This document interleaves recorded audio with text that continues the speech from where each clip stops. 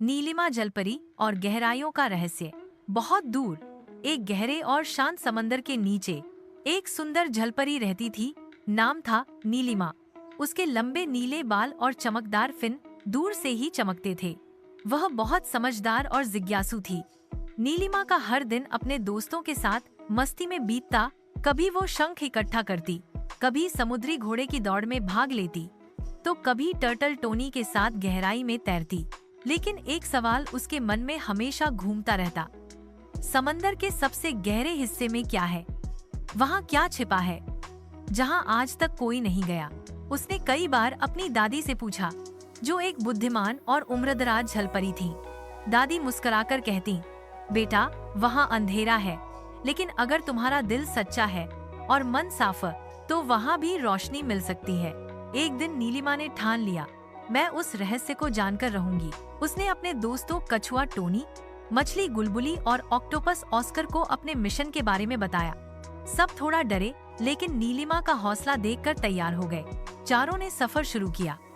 रास्ते में उन्हें रंग बिरंगे मूंगे के जंगल मिले, चमकदार मछलियां मिली और नाचती जेलीफिश की कतारें। अचानक एक जगह जेलीफिश ने रास्ता रोक लिया। यहाँ से आगे जाना मना है, उन्होंने कहा। नीलिमा ने धीरे से कहा, हम सिर्फ जानना चाहते हैं, हम किसी को नुकसान नहीं पहुंचाएंगे। जेलीफिश थोड़ी देर सोचती रही, फिर रास्ता खोल दिया और कहा, तुम्हारा दिल साफ है, इसलिए हम भरोसा कर रहे हैं। थोड़ा आगे चलकर उन्हें समंदर का वो गड्ढा दिखा, जहां अंधेरा और रहस्य एक साथ रहते थे।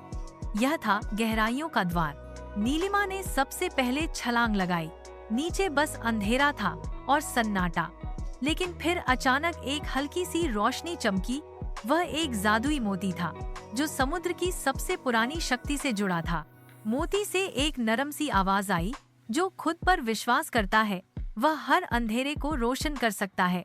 नीलिमा डरती नहीं थी।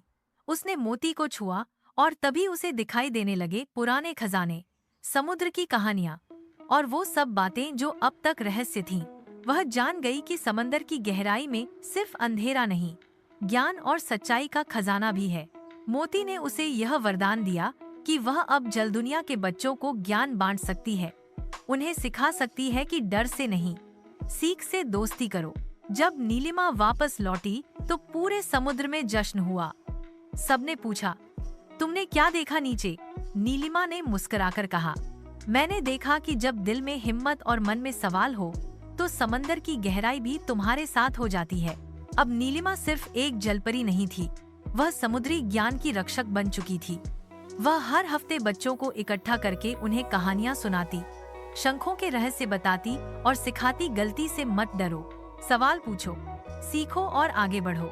सीख, हर बच्चा अगर अपने डर को पीछे छोड़ दे और दिल से जानना चाहे, तो वह सबसे गहरी जगह में भी रोशनी खोज सकता है। सच्चा खजाना किताबों, ज्ञान और हिम्मत में छुपा होता है, बस उसे खोजने का हौसला होना चाहिए।